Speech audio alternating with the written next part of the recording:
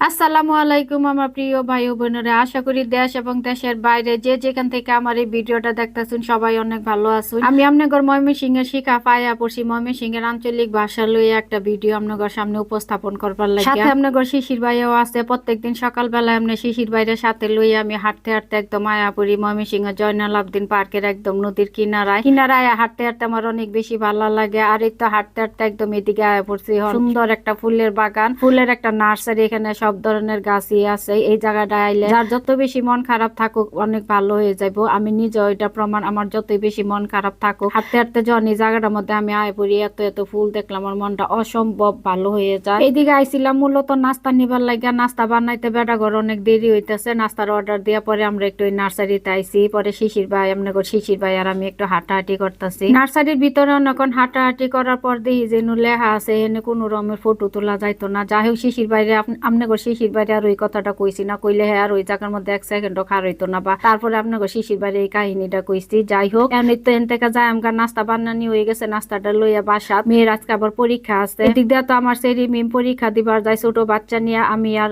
আপনার শিশির ভাইয়ের সাথে যাই, বাচ্চাটারে নিয়ে আমরা তার কাছাকাছি বৈশা থাকি। মেয়ের পরীক্ষা শেষ হলে পরে মেয়ের নিয়ে আমরা বাসা তাই এন থেকে নাস্তাটা নিয়ে নিলাম। আর এই যে আপনি শিশির ভাই টেহা বাইর করে দিল। এখন যে একটা রিক্সা লয়ে সোজা বাসার যাই আমরা। আর এই তো এদিক দিয়ে নাস্তাটা লয়ে একটু সামনে আইতে দিই যে রিক্সা, পরে রিক্সাটা পাইয়া গেছি তাড়াতাড়ি, ভালাই হয়েছে। রিক্সার মধ্যে দুইটা আমরা দুইজন যাইতাছি গা। আর এই তো এই দিক দিয়ে রিক্সাত বই আমরা দুইজন যাওয়ার সময় দেখি যে দুইটা মেয়ে সাইকেল লইয়া যাইতাছে। ওগুলো একটু ভিডিও করে নিলাম পিস দিয়া। ঘরের ভিতরে থেকে সারাদিন সংসারে কাজকর্ম করি, রান্না বাড়া করি, সবারে খাওয়াই, নিজেও খাই। আর নিজের দিকে তো একটু খেয়ালই নেই না, যত্ন নেই না, কোনো কিছু নেই না, একটু হাঁটাহাঁটিও করি না। আর আগের মতো ঘরে থেকে থেকে মোটা হয়ে যাইতাছি। জামাইয়ের মুহ সবসময় হুনুন লাগে বুটকি বুটকি। জামাই হন আমার সবসময় বুটকি বুটকি কইয়া ডাহে। এই ডাকটা হন আমার সহ্য হইতেছে না। যেমন আমার ওজনটা কমানি লাগবে, এলাকাবার নিয়মিত হাঁটাটা শুরু করে দিচ্ছি। আপনারা সবাই আমার লাগে দোয়া করবেন আমি যাতে তাড়াতাড়ি হুগাইয়া যায়। হাঁটাহাঁটি কইরা ঘোরাঘুরি কইরা নাস্তা লইয়া বাসা তাইতে তাইতে দিয়ে অনেকটা দেরি হয়ে গেছে। পোলাপান্ডিরে তাড়াতাড়ি নাস্তাটা দিয়ে দিলাম। আর এই যে ঐতিহ্যবাহী ডিম ছাড়া আমার আবার চলে না, যত যাই কিছুই হোক। এই যে দুইটা ডিম এখন আমি খাই রুটি আমার নিজের লাগে। দুইটা ডিম এখন আমি বাজ্যা নিতেছি সুন্দর করে কাঁচামরিচ আর পেঁয়াজ দিয়া। আমার প্রিয় ভাই ও বোনের রান্না করে সবাই কই কিপটামি করবেন না। যদি আমার এই ভিডিওটা আপনাদের কাছে ভালো লাগে থাকে তাহলে সবাই একটা লাইক আর একটা কমেন্ট দিয়ে আমার পাশে থাকবেন। আর ময়মনসিংহ থেকে যদি কেউ আমার এই ভিডিওটা দেখে থাকুন তাহলে কেটা কেটা দেখছেন এটা কমেন্ট করে জানাইবেন।